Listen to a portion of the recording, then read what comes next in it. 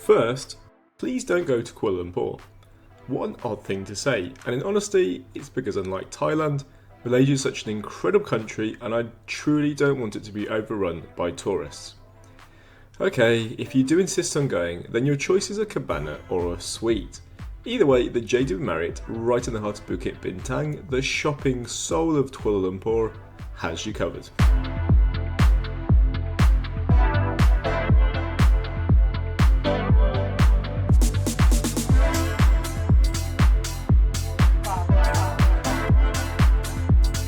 After catching the MRT from KL Central, we're getting off in the bustling centre that is Bukit Bintang.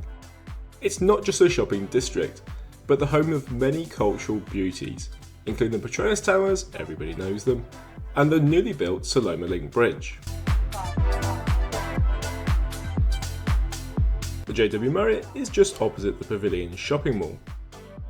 We stayed here on 2 different occasions, and both times the hotel was bursting at the seams with guests, but they handled it really well. And not to detract from the JW Marriott, but just around the corner is the Four Seasons, which is our favourite hotel in the area. And unlike the one from the White Lotus TV show, which starts an eye-watering £2,000 a night, the one in Kuala Lumpur is barely a tenth of the price. If that still sounds a little bit pricey and premium, then you should try out the JW Marriott, that starts out just below £100 for the night.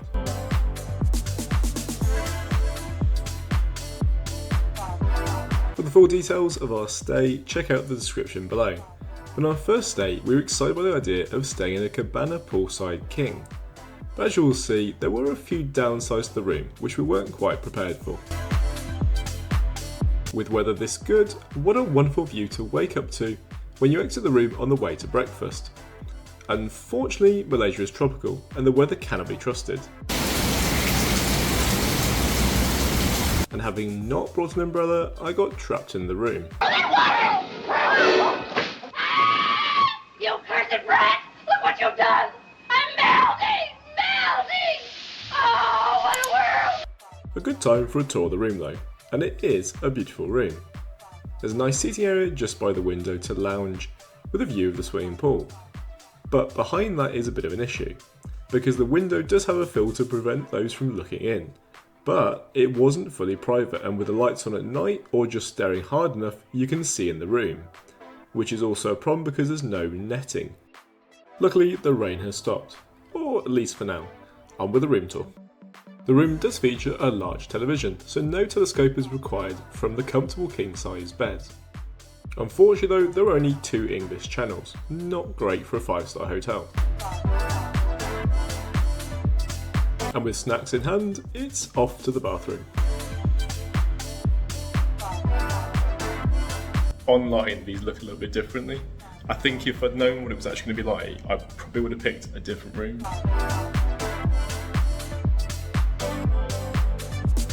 It's not being snobby, because obviously I know this is a beautiful hotel, but it's got the vibe of like an island hotel in the middle of the city, and I find that a little bit strange.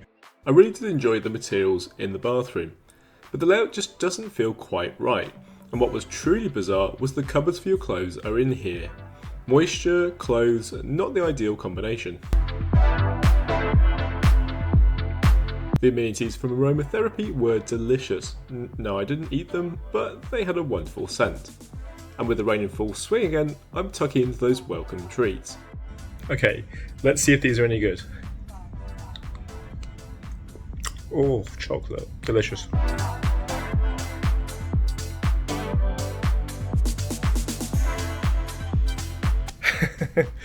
So obviously the rain was horrendous.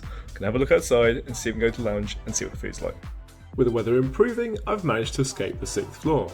I'm heading to the 2nd to the executive lounge, which has complimentary food and drinks for those either who've paid for access in the room rate or have at least Marriott Platinum status, which comes from staying at least 50 nights or more in 12 months. The food offering can be a little bit hit and miss, because on one of the nights they had a huge selection of sushi, which is just not for me, so I was a little bit limited in choice. Plenty of salad, salmon, ham and cheese, and delightful desserts. And with Malaysia being a mostly Muslim country, I was surprised that the sangria was so alcoholic. And with the alcohol taking effect, it's back to the room before I say anything ridiculous. If it hasn't hit you yet, we've materialised on the 21st floor. That's because I've skipped ahead to my second stay in the 1-bedroom junior suite, which is 2 categories up from the Cabana poolside room. I actually didn't book this, but despite being full, was given this as a complimentary upgrade that I was not expecting and really made my day. And each room comes with a really big TV. I can't quite work out the size, I'll put on the description below, just here. But it's got to be at least 60 inches.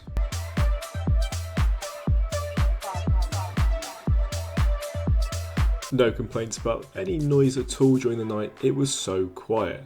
And the bed is certainly luxurious, such an amazing sleep. So as well as having a separate bedroom, you get like this tiny little sort of, I guess, makeup area, getting ready area, which you walk through, and then you're into the bathroom.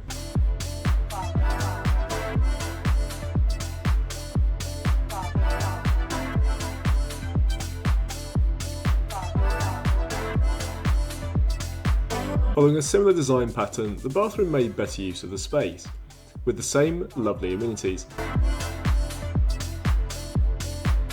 In the evening, I ventured out into the local area for some food, to mix with the locals, and to enjoy the light show underneath those 2 beautiful towers, for a wonderful rest and the promise of breakfast in the morning. To promote the area and try and become the next destination, the hotel in the connecting building is branded Star Hill, and in glitzy fashion involves walking through a beautifully blue corridor, like you're being transported to another dimension. With over 21 floors in the hotel, that's a lot of people staying, so you would expect the breakfast to be chaotic and crazy. But with an armada of staff and the dining experience, which is sort of a small shopping mall, there's ample room to host over 300 people easily. And as for the selection, it's a 5-star hotel, so there were so many different stations available to entice you. I could list every type of food, or I could just let my voice take a break and let you enjoy. So here we go.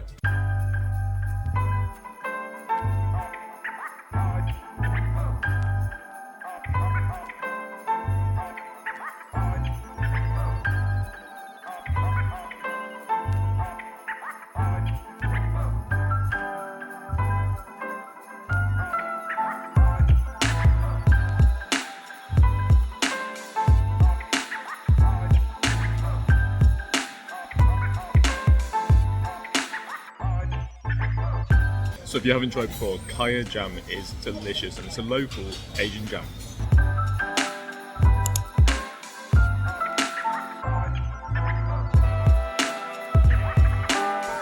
And with a full belly, I'm off in search of my next adventure. Thank you for watching.